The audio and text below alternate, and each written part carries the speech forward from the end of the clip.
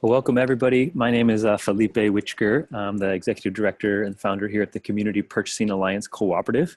We're really excited to have you all here joining us. This is our second webinar in a series of kind of webinars and conference calls we're doing on different topics this fall. So delighted to have you join us. And if you have any questions, as Joe just mentioned, you can use the little chat button at the bottom of your screen. But let's go ahead and get started. So today we're going to cover a few things. One, love just do introductions, give a little background on us, and then we'll jump into kind of having Joe present to us about what's most important to know about solar, break down kind of the economics, a lot of the key contract terms and legal pieces. Then some of the preferred terms we have been able to negotiate and like to negotiate on behalf of members. And this really comes out of a process that we've done over the past few years of facilitating these group solicitations.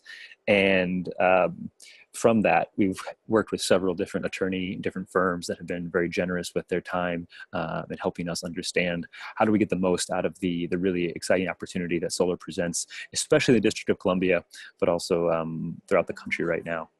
And then we'll share a little about how CPA Co-op helps in this process and talk through kind of what we're planning to do over the next few months with solar.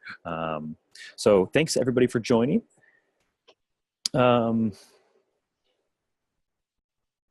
So just at a glance here, the Community Purchasing Alliance has been around. We incorporated as a cooperative in 2014.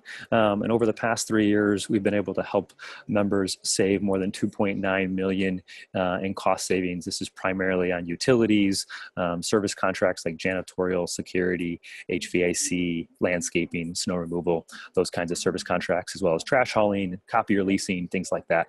We have about 10.7 million in annual contracts coming through the cooperative today. And we have 75 member owners. Our ownership structure is a little bit different than many other nonprofits or privately or publicly traded companies. We're actually a cooperative 100% owned by you, the participants and members in our cooperative.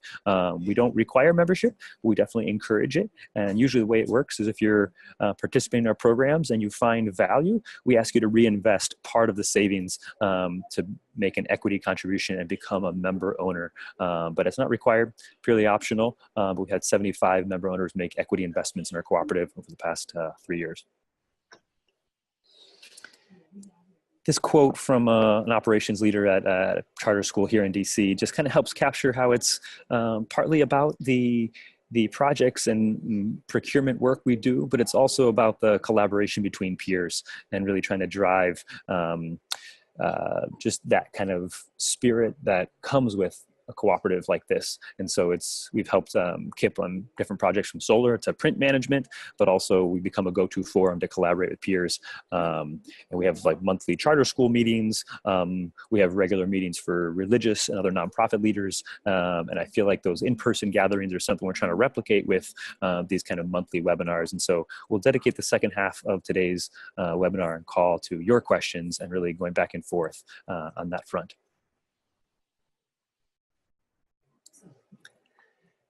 This slide here is just a selection of certain participating organizations that and different amounts they've saved. So as you can see here, some of our charter schools save more money, 30, 40, 50, even 100,000. And some of our congregations and others that are some smaller in terms of their operating budgets or facilities maintenance costs may save in the neighborhood of 10, 20,000. It really varies depending on what you're working on. But today we're excited to jump into solar and just a little bit about our experience. We did our first solar aggregation and group solicitation in 2014. I remember calling 40 churches and synagogues in the region saying, are you interested in solar? Have you thought about it? What does it look like? And we actually had about 20 join us for that solicitation, and then about 12 actually move forward. And some of those folks here are listed. Foundry United Methodist Church was on this call, was on that group solicitation. St. Columba's, Temple Sinai, the Baltimore Yearly Meeting of the Religious Society of Friends in Maryland, River Park, cooperative home in Southwest DC, Temple Micah up by the Cathedral in Northwest. KIP DC had their web campus, and they've gone ahead and done a few other things. We've had a few articles written about us in the Cooperative News. WTOP did an article on this kind of solar effort just a few months ago, and then Shareable. And really, we work with all types of organizations from houses of worship to housing and community institutions between. So just a little bit about the projects more recently. We've done a lot with charter schools and also a couple churches in the past 9 months here. And these are some of them capital city. And you can see in this first column, the system size, basically how much available space they have on their property, whether it's the roof or a carport. And primarily these are all rooftop systems, some really large like 400 kilowatts, and some smaller like this Kip Benny 93 kilowatts. Two Rivers 4th Street has 62 kilowatts. And you can see that translates to how much production in the second column those solar systems generate. And then the third column, what does that savings translate to in terms of how much these organizations are saving on an annual basis because of their solar systems? And then this fourth column is really the interesting one, the additional payments. Because of the power of the group, we were able to negotiate kind of what we call a better than free solar deal. So while many solar companies are offering saying, hey, look, you can go solar, no upfront cost and no ongoing cost, very few, we haven't seen any others that we know of that are offering to pay you as the host site direct payments each year that are fixed. And these are the amounts we negotiated in this past round. We plan to do something similar for any other organizations planning to move forward with us. And it's really a result of the positive SREC market that Joe will explain to us here. And so the final column here is just the cumulative savings, just under $5 million as a result of these projects.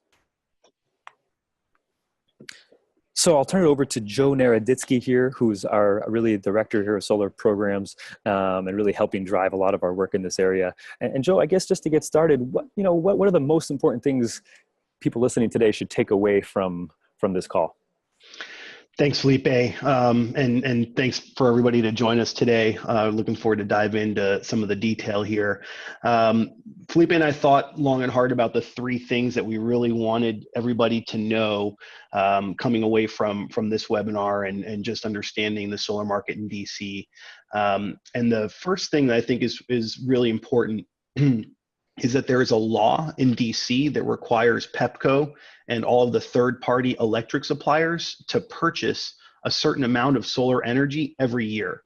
That law and those regulations came into effect a little over a decade ago through a lot of strong grassroots community organizing efforts in the district, and has actually translated into some of the strongest renewable energy targets in the nation, and has been consistently enhanced and improved over the last few years here.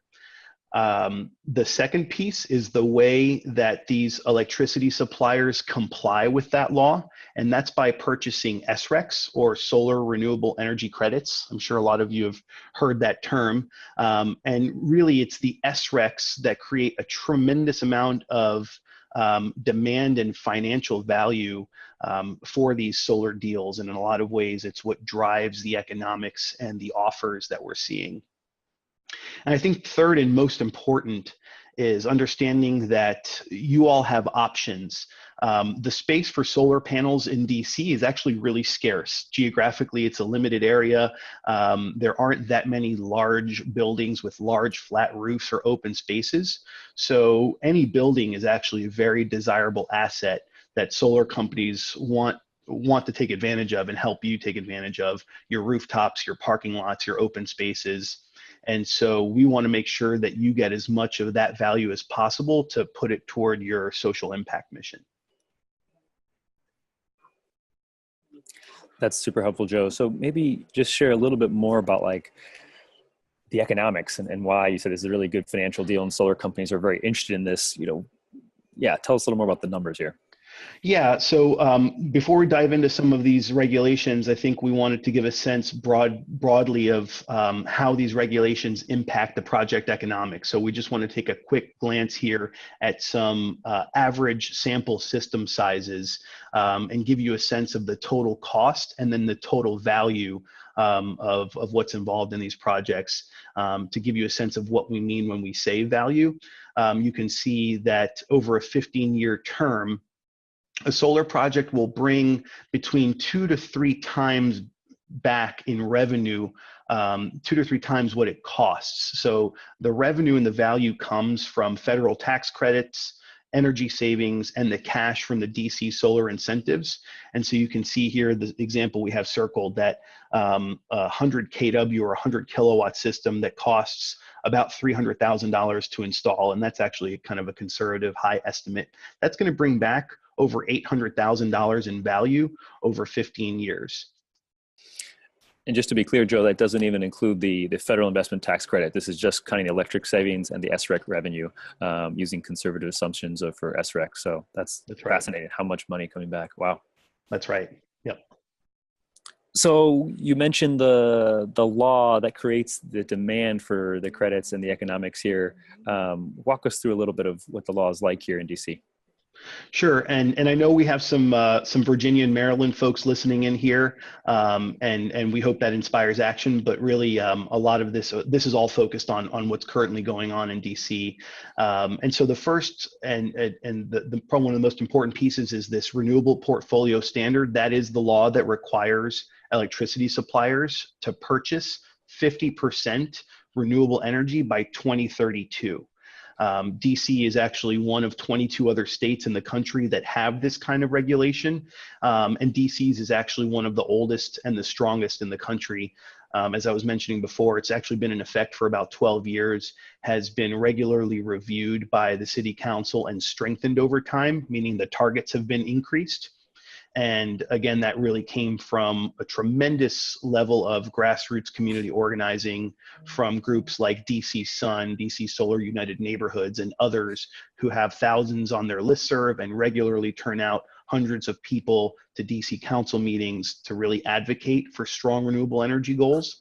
And the solar companies themselves are also behind it because it really drives a huge amount of growth in the solar industry. If you were to look at a map of where the most solar is going on in the country, the states that have this kind of regulation or renewable portfolio standard have the most solar industry growth and activity. And the next piece of that related is the solar carve-out. It's the portion of the regulation that mandates that these suppliers buy 1% of all of the kilowatt hours that are sold in DC from solar panels. And that actually is going to increase to 5% by 2032. And again, this is among the top 2 or 3 most aggressive goals in the country. The next piece of this is the SRECs. We just talked about this a little bit. This is the way that the electricity suppliers comply with the requirement of buying renewable electricity. So these SRECs, I like to say that SRECs represent the good stuff of solar energy. It's the positive societal value of solar, the fact that it's clean and renewable. And 1 SREC is generated for every 1,000 kilowatt hours of solar energy produced. So we have a very high renewable portfolio standard that is going to require 50% of our electricity to come from renewables by 2032. And then we also have a very high solar carve out where 50 or 5% of that 50% needs to come from solar. So those two things combined really creates a huge demand for these credits. And the last piece of this is the Solar Alternative Compliance Payment, or the ACP. So basically, if a supplier doesn't buy enough credits every year, they actually have to pay a fee called the Alternative Compliance Payment. These fees are actually set by the district according to a 15-year schedule that slightly decreases gradually over time. And when I was mentioning earlier that the laws have been regularly strengthened, that applies both to the amount of solar energy required, as well as the fees that companies have to pay if they don't meet those requirements. So really, as the alternative compliance payment goes up and stays high, the renewable energy credits, the SREC value, keeps pace with those high fees. And so it makes more sense to buy the credits than pay the fee. So let's take a look really quickly here at what all this means in terms of the economics of a solar panel project on your roof here. And Joe, let me just interrupt you there. I mean, I think we went into a lot of detail on the law and why, and I think that kind of fits with CPA's philosophy is how do we educate our members and people that are considering solar so they know as much and have as much negotiating power when they come to the table. I think this market has been somewhat hard to understand. And so part of the reason we're trying to give you as much as you can here, and we're always happy to, have other conversations with you to help make sure you really understand what's motivating this and why is it so good and why are these deals almost too good to be true. But go ahead and tell us a little more about how this actually applies to a real project, Joe. Sure. So we want to break it down here a little bit with diving a little deeper into that example that we talked about a little bit earlier, the 100 kilowatt example. Want to give you a sense of how much solar projects cost to purchase and install, and then also how much revenue they generate. So using this 100 kW system as an example, which costs about $300,000 to install, that system is going to generate about 120,000 kilowatt hours of electricity every year, which actually means it's going to generate 120 SRECs per year, because remember that one SREC is generated for every 1,000 kilowatt hours. Joe, can I just interrupt you here?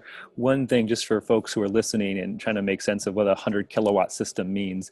It was about the average size of the past 15 projects we did on top of charter schools in DC, and including some Temple Sinai had a little more than 100 kilowatt system. River Park Mutual Homes, a cooperative, also had a 100 kilowatts system. Some of our churches have smaller 10, 15, 30 kilowatt systems. So if you think your roof has a smaller size, you can just adjust these numbers proportionally by a third. Or but go ahead and Joe, continue. Yeah, exactly. So as I was saying, the 100 kilowatt system is going to generate about 120,000 kilowatt hours a year. And so that translates into about 120 SRECs per year. And right now, SRECs are are available for about $400 each. That's a kind of a low conservative estimate. So 120 SRECs times 400 each equals $48,000 in the first year of SREC revenue from a system that's sitting on your roof. And those SRECs continue to be generated every year. So 2018, 2019, all the way into 2023, they're at this level currently, and then they start to very gradually decline a bit over time. So in this case, only looking at the SREC revenue and the energy savings, you can see that there is a little over $800,000 in total value that's going to come from a system that costs about $300,000 to install.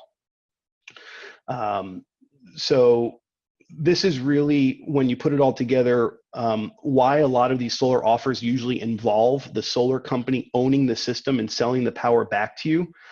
Because there's, as you can see, more than $500,000 to be gained by them as owners and the lenders and investors who finance these systems. And so a big part of what we're trying to do is make sure that we can direct as much of that value back to you as possible.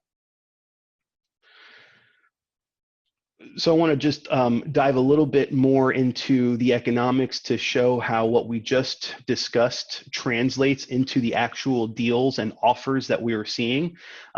Felipe mentioned in the couple slides above that we worked with about 15 DC public charter schools and some churches and other community organizations last year requesting proposals on their behalf, asking for some very specific terms that we're going to jump into here. So you can see where the inputs are on the left side of the screen, the $800,000 plus in value, the system costs and the system size. So that's going to translate into what we would consider sort of a standard offer. This is in a scenario where you've got a nice size roof that's relatively new, that's maybe less than 5 years old, and the offers that we were requested and actually saw as part of the RFP was zero upfront cost to you, 0 cents per kilowatt hour for the electricity. So in other words, it's free solar power from the panels that are installed on your roof, plus additional cash payments every year for 15 years. These are the this unique element that Felipe was talking about earlier, the fixed payments that are a share of the SREC revenue. So that's going to translate into about $250,000 to $275,000 in savings and payments over 15 years, which is about a third of the total value that the system is going to create. So that's for again, a building that is in good condition, that doesn't necessarily need any building improvements or needs a new roof. But what we have seen is just a lot of our members having some older buildings and some roofs that don't have much usable service life left and are in need of some repairs or replacements. And in the past, it used to be that an old or a leaky roof meant that you weren't a good candidate for solar unless you spent a ton of money up front on getting a new roof. But because the DC incentives are so good and because roofs are so scarce, as we were saying before, solar companies are actually willing to take some of that same value that we just saw in the previous scenario and accelerate it into a one-time upfront cash payment to cover the cost of a new roof. So this is actually a great opportunity to take advantage of what's going on right now and maybe do some deferred maintenance on your buildings if you know that you do need a new roof and don't necessarily have the funds or the capacity to pay for it. Solar is actually a great way to cover those costs. And in addition to the new roof, one of the interesting things that we've seen recently is that in some cases, if your building or your property has a sizable enough parking lot that could benefit from a solar canopy or a solar covered parking structure, that upfront payment that we've seen go toward new roofs could also go toward the cost of repaving a parking lot if needed. So if you've got a nice big lot that maybe has a good bit of cracks and needs for repair, the revenue that's generated from the solar can actually go toward covering the cost of those repairs. So in these cases, you'll notice that we used a slightly higher system size. In general, it's a little more ideal to have the ability to install a larger system, which naturally generates more revenue and therefore results in a higher upfront payment to cover some of these additional capital improvement costs. So we're actually looking at a 200 kW system and the resulting value that comes from that from the SREC revenue and the energy savings. So in this example and the deal that we're looking at for this, as opposed to free power and payments over time, we're seeing here that we still have no upfront cost for solar.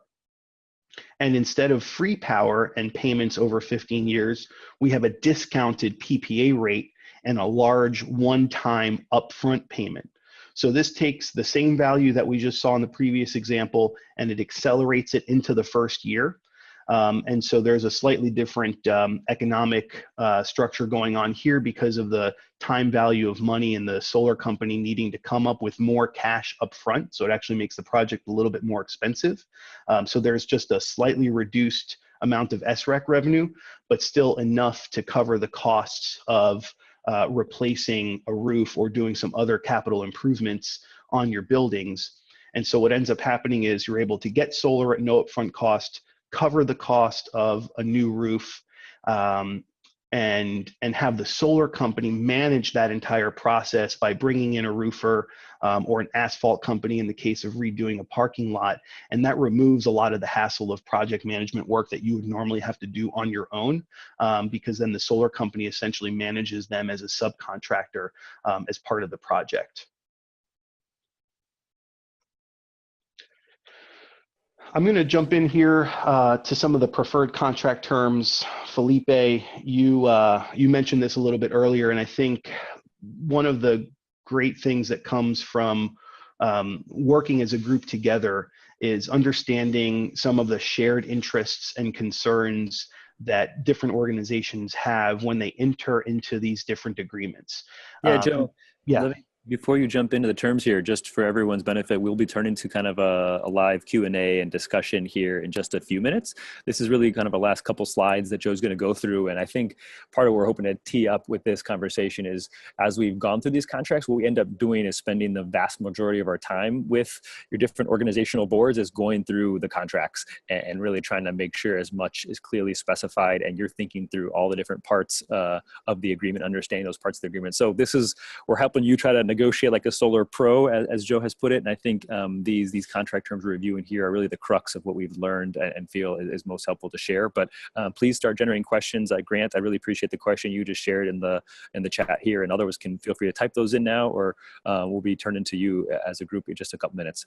Go ahead, Joe. Great. Yep. Thank you, Felipe. So again, we want to just share some of the key contract terms that we've negotiated actually as part of our last PPA. Some of these are standard terms that we made a little bit more clear and defined. Others are unique clauses that we've added to add additional layers of protection and risk avoidance. So let's just go through each one of these quickly here. The first one, license versus lease versus easement. Since the solar company technically owns the solar system installed on the property, they do need to document that ownership in some way.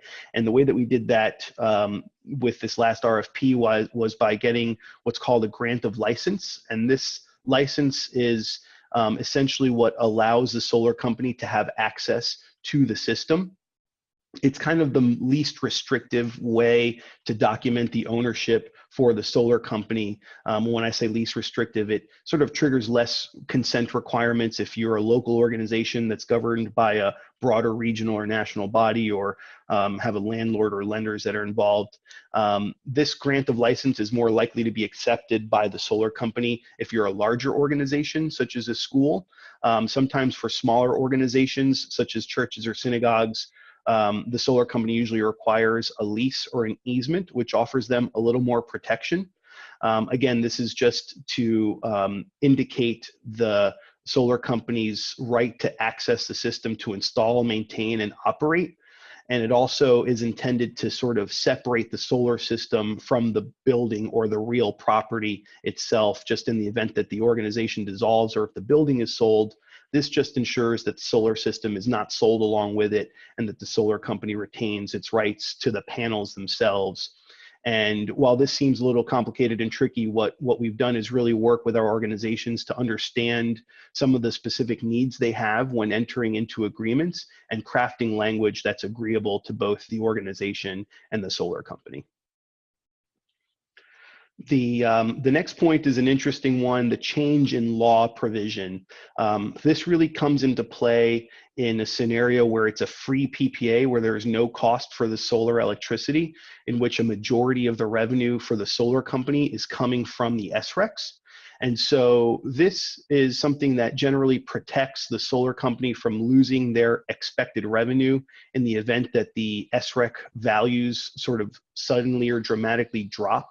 And so if SREC prices fall too severely, the solar company may need to renegotiate some of the economic terms of the deal, in which the solar power is no longer free, but comes at a low cost. And so while we have seen in other states that SREC markets have crashed a little bit and then picked up, what we are understanding with the DC market is that it's a little unique in that the regulations are really pretty strong and have continuously been strengthened. And because of that general lack of available roof and land, there likely won't be a huge flood of solar projects like there has been in markets like New Jersey and Massachusetts that are much larger geographically, much more availability to put solar. And so when you have a flood of solar projects, you also have a sort of oversupply of SRECs, which leads to falling prices. Because DC is limited in geography and availability, the sense here is that there won't be that same oversupply of SRECs, which leads to most likely no crash in prices. If this does occur, we have carefully crafted some language that sets a very strict trigger to cap any increase in rates. So that basically means that SREC prices would need to drop dramatically by about 70% from the previous year, as opposed to just minor fluctuations in the market. And we've also capped the amount that the PPA rate can increase to about 10% of the drop in SREC value. Now, I know this is kind of getting into the weeds here, but basically this translates into, if the retail rate from Pepco or a third-party supplier is 12 cents, for example, and something happens to the SREC market, we've capped it to make sure that the solar rate will be no higher than 3 cents, which is still a 75% lower rate than what you would normally pay for retail. The next piece is the assignment clause, and this is really just a simple one that allows to easily assign the rights of the contract in the event that you move out of your existing building, if there's a change in tenancy, this is something that essentially allows you to, without any real restrictions, assign the contract to the next tenant. It also allows you to further some of your social impact missions if you choose to designate the value of the solar deal for charitable purposes as well. The next term that that I think is pretty important is this idea of final design. So once the PPA contract is signed and the solar company moves forward with performing some due diligence on the structural and electrical systems of your building to make sure that it's feasible for solar, if their investigation finds that any significant repairs need to be performed to your electrical system or to the structural integrity of your building, you have the option to either perform those repairs or walk away from the deal. So signing the PPA contract is really the first step, and then the solar company brings in third-party structural engineers and electrical engineers to assess your building and make sure that it is suitable for solar. Now, if it does come out that you do need some repairs or upgrades, it may be possible to pay for some of those repairs if needed from the value of the solar project, similar to covering the cost of a roof replacement. This final design is also an opportunity for you to review the location of equipment and identify areas that are sort of off limits.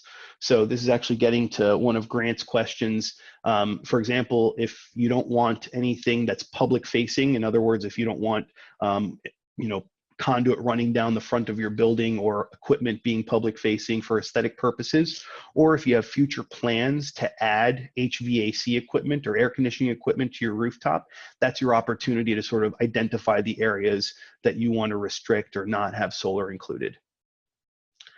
The last piece here are contractor covenants. These are really the provisions which we explicitly call out all of the responsibilities of the solar company. It's this section that states that they are completely responsible for the installation, maintenance, and operation of the solar system. It states that they're responsible to perform any repairs if damage occurs as a result of the installation. It also clearly states their responsibility of maintaining your existing roof warranty by working with your roofing contractor who performs pre and post installation inspections of your roof to ensure that the solar installation was done according to the protocols identified by the roofing manufacturers, and therefore making sure that your roof warranty stays intact. And the last piece that's usually included in these covenants is a production guarantee, basically stating that the solar energy system will produce at a minimum a certain amount of energy, and that they'll compensate you if that production falls below that minimum. That's usually based on technical specifications of the products themselves, of the solar panels themselves, and stating basically that they will produce 92 or 95% of their expected production, and if it falls below that, you're compensated for any shortfalls. That was a lot of information, I know, and we can definitely jump into some more detail here, but wanted to just go over the last piece here, which is really what CPA helps you with. We didn't mention this in the beginning, but I've been involved in the solar industry for about 10 years. I've worked for solar companies. I've been where the solar companies are, so I kind of know what they know, which helps us then negotiate better terms, having that insight and that industry knowledge. So we understand the laws that provide the framework for the solar offers and these underlying economics. It's what we've been talking about here on some of the regulations. So that allows us to know exactly how much money is in these deals and how to negotiate for as much of that value as possible to be directed toward you. One of the other advantages we have is the ability to bring in attorneys that specialize in solar and PPA contracts that help us review and revise contract terms to ensure that everything is up to highest legal standards and getting some of the highest levels of protections and risk avoidance for our participating organizations. Some of the work that we also do is just constantly seeking out and vetting solar companies in DC, checking their references, evaluating their ability to actually deliver on the offers that they make, and just sharing with you the experiences and the lessons learned that we've gained from helping over 25 organizations go solar in DC, and just help you think through all the things that may happen over the term of your project.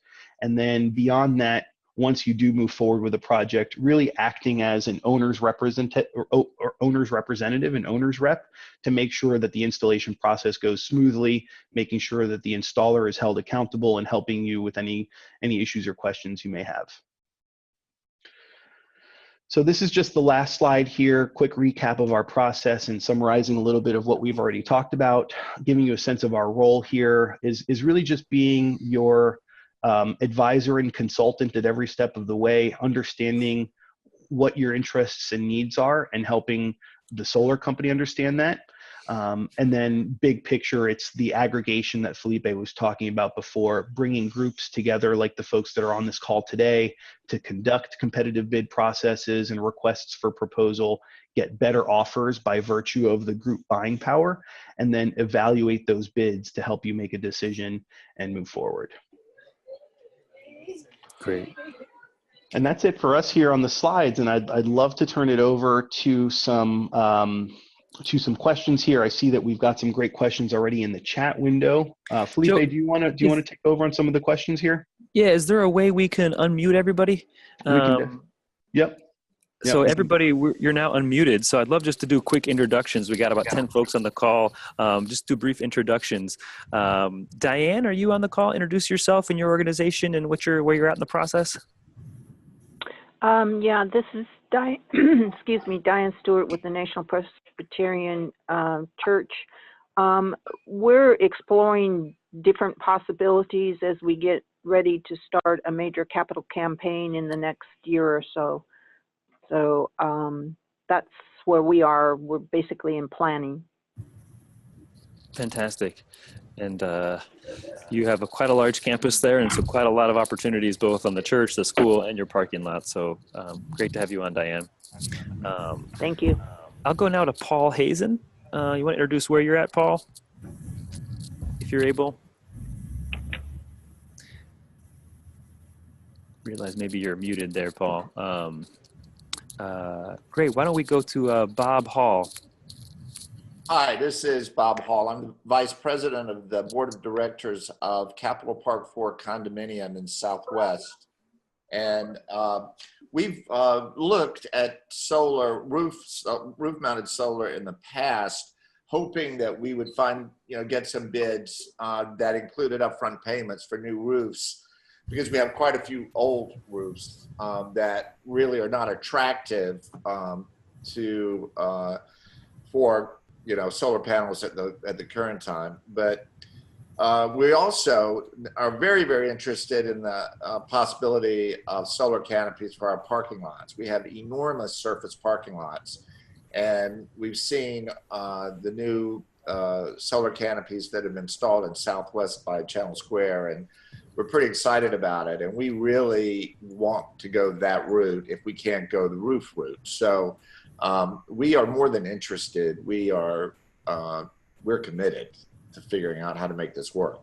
So. I love it, Bob. Your commitment is what we love to hear. And thanks for your perseverance in figuring out this next step here. And just to your question, I want to make sure we come back to that. So remind me here. Okay. Moving on to Sylvia. Sylvia, are you able to introduce yourself and your organization? Sylvia is from Casa de Maryland, and they have a number of properties, a social service agency, and I'm guessing she's interested for some of those reasons. Let's now go to Grant. Grant Maxfield, are you able to introduce yourself? Oh, don't have a microphone. Okay, great. Grant is with Tiferet Israel. He just introduced himself in the chat box here. Great introduction, Grant. Thank you so much. He said, Tiferet Israel in DC here. This is a moral issue for our members. In addition to the need for a new roof, we can always use help lowering our operating costs. Fantastic. Thank you, Grant. Charles Bragdon, want to introduce yourself with audio here? Great. I see you there in the chat box as well. Charles Bragdon, I believe you're representing a couple different organizations, Tiber Island um, Condo. condo, yeah. And then you're also representing, I'm guessing your church, and you asked a question about your church there, Westminster Presbyterian in Southwest DC. I'll turn now to John Norton. Want to introduce yourself, John? Sure. Hi. I'm representing the Universalist National Memorial Church. Unfortunately, I don't have many comments in the way of solar energy. I've hardly remembered us discussing the topic, so we're just very curious. That's all. Fantastic. Thanks, John. Glad to have you with us today. Deneen, can you introduce yourself, Deneen?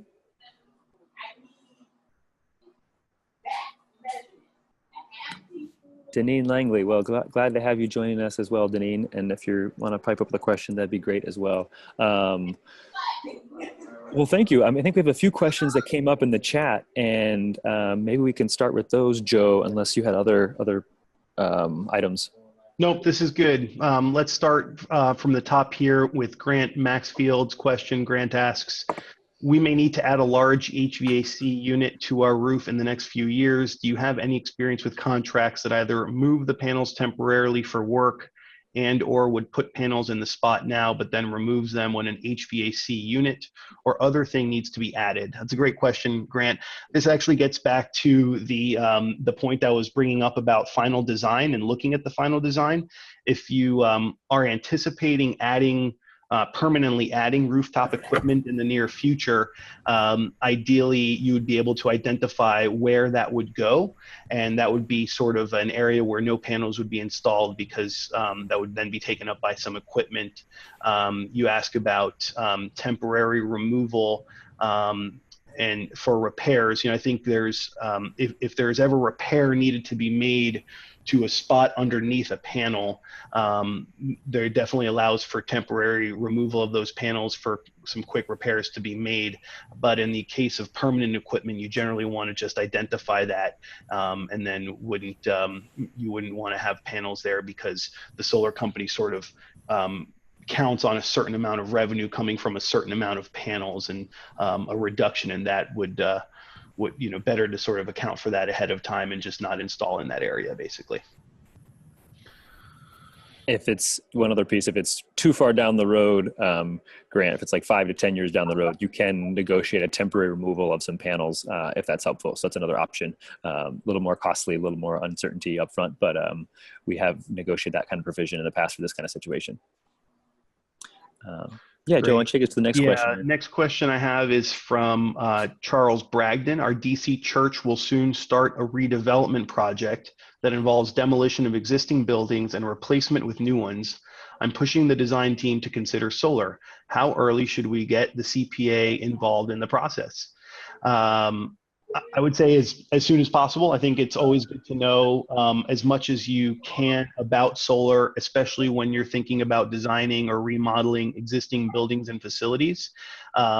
It's nice to be able to include that because you can actually include some of the solar work that would need to happen on the inside of the building into those plans, and that can often reduce some of those installation costs.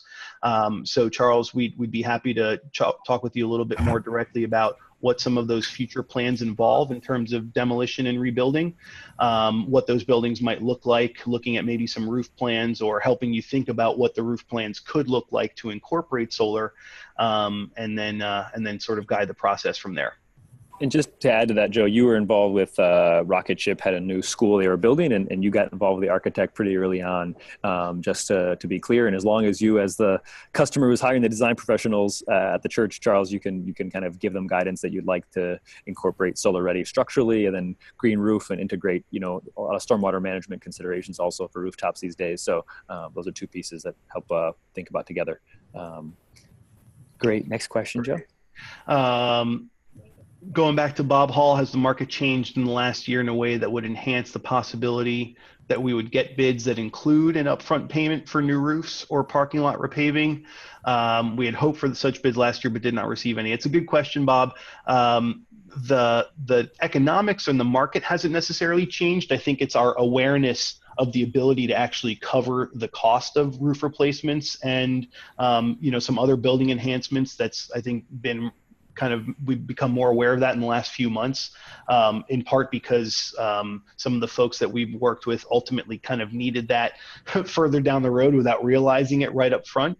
And in order to sort of maintain some of that value, we were able to work with the solar company to direct some of that money to be upfront to cover the costs. So I think the key is asking for that specifically, or knowing that you need that, getting a sense for what that might cost, and then understanding what the resulting economics are. Great, thank you. Absolutely. And Bob, it's funny. I think I didn't expect this. I don't think any of us expected this, even the solar companies. But when we had two signed contracts and they went to the roof to do the further due diligence, like, actually you need to put $100,000 to resurface this roof. And so the solar company already had a signed contract. They really knew the company was ready to move forward. And so they said, oh, we'll figure out a way to cover the cost. And they accelerated all the future payments and made it work. There was some question about when you're getting the investment tax credit, you can't include a roof in that portion of the financing, but in the debt portion of the financing, you can include it. So there's some nuance in that picture, but I think what we're seeing is just so much interest in the DC market from outside investors now that there are more companies that are more willing to think about creative ways to help get more projects to happen. And I think this roof and upfront cost deferred maintenance project roof replacements are much more what more is on the mind of more solar companies now. Great. Let's try it. Yeah. Joe, back to you here. I think that's it. Grant, I see your last little addition here, also thinking about when the unit is installed, the workers may need extra space during the construction work. And that's exactly right. Just kind of thinking through all those pieces and potentialities and figuring that into identifying the areas. But that's definitely something to keep in mind. John, I'd be curious, from Universalist National Memorial, Joe, I know you did a little bit of looking at their roof. What system size they're at there, Joe, and what he should be thinking about as he begins his exploration and conversations internally at his church? Yeah, I actually, John, I was speaking with Brian Pepper from Universalist, was the one who got in touch with me, looked a little bit at his roof. We're looking at maybe sort of a smaller system, around maybe a 30 kilowatt system. You've got some really nice southern facing sloped roof, and what looked to be a pretty sturdy standing seam metal roof. Sometimes it's a little easier to install in those because you can actually attach the panels directly to the roof itself, as opposed to having to add some additional mounting equipment. And so I think it's something we could definitely help you look at, and a couple of other areas, little flat roof areas on your tower as well. So something that we'll be working with you here in the coming days and weeks. Great. Diane, back to you, or open it up to anybody for questions at this point.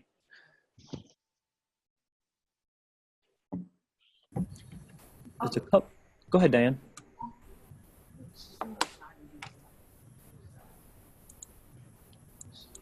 Looks like you just muted yourself, maybe. Yeah, apologize. I was muted. I don't have any specific questions at this time. Thanks. Okay, great. One thing, just Joe and I are just in the initial planning stages of potentially doing a group RFP. Joe, do you want to share anything about that?